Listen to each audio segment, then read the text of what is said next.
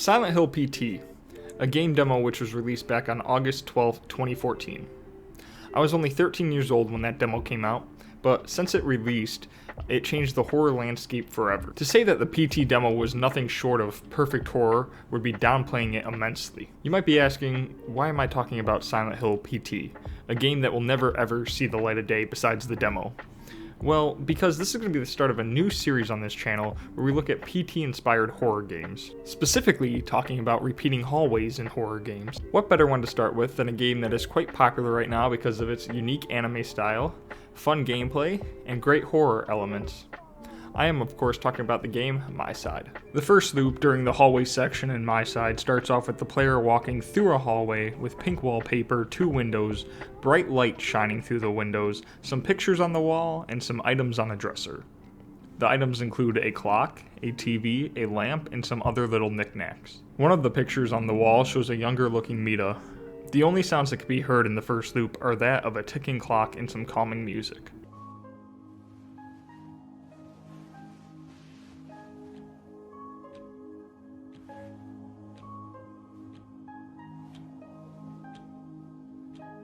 After walking through the door at the end of the hall, you go into the next loop. Each loop will display what number you are on from a digital clock by the door. Loop 2 is exactly the same as the first loop. Loop 3 is the same as well. When you get to the start of Loop 4, the cheerfulness starts to fade as the music slows down and the tension starts to build.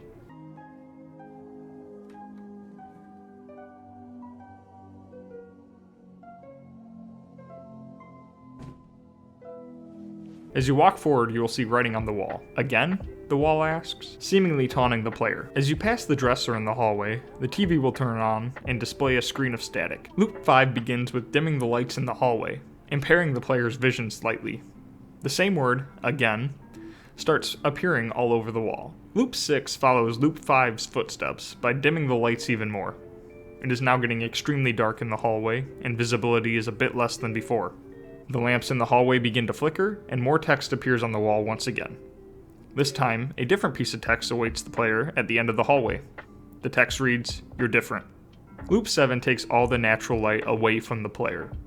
Now only the lamps in the hallway act as a faint source of comfort and light. The TV on the dresser now shows a screen with red static on it. Loop 8 ramps it up a notch. Text on the wall appears. It warns that it's here. There are a bunch of kitchen knives that are stabbed in the wall trim. The lamps flicker to a red light for a brief second before a large amount of blood splatters on the wall. The sounds of footsteps could be heard very close by the player as they move through this loop.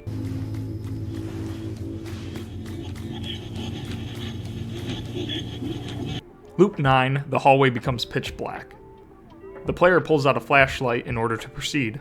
When passing the TV, it shuts off.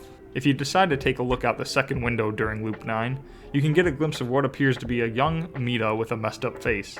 The vent grill in this loop is popped off, and there's a spider-like creature with a human head in the corner of the room. Approaching this creature will cause it to scurry into the open vent. Turning the corner, the player will then get jump scared by another one of these creatures with a large head. Loop 10 pulls back a bit, as everything in the room is mostly normal again besides having no lights. The sound of rain can now be heard pounding against the windows.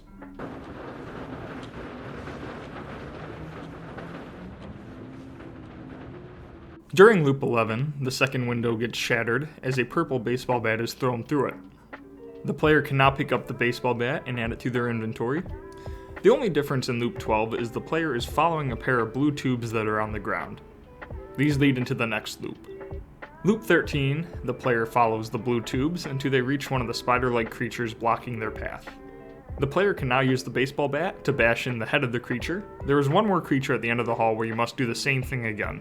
Loop 14 fills the walls up with clocks. The sound of the ticking clocks is loud because of how many there are. The TV turns back on to red static and then to a cartoon of a clock.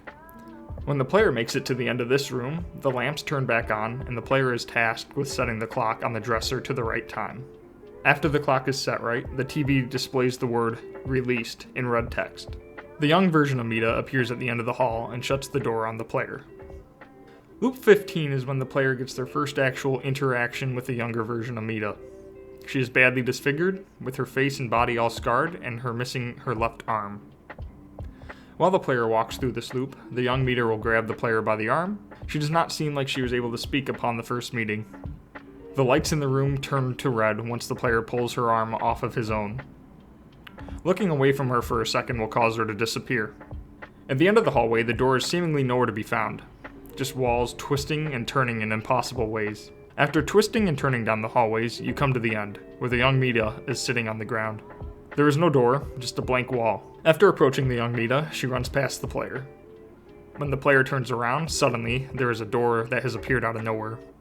Loop 16 has the room go back to normal, with the Mita waiting for the player. She speaks to the player when he tries to walk past her, asking why he wants to leave and not stay with her.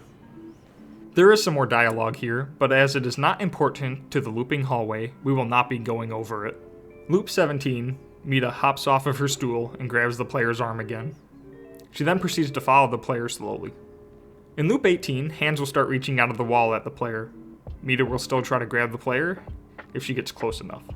Loop 19 has more hands spawning from the wall. It also spawns a large spider-like creature that will chase the player through the hallways. In loop 20, Mita tells us that we won't find our way out of this place through doors. She seems to be hinting at a possible escape route.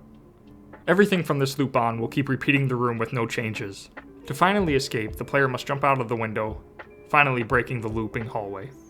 So that is the looping hallway section in Miside.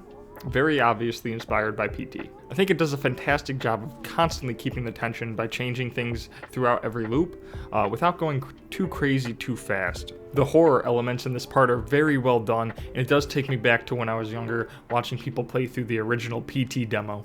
Anyways, if you enjoyed this video, be sure to like and subscribe for more, and I'll see you in the next one.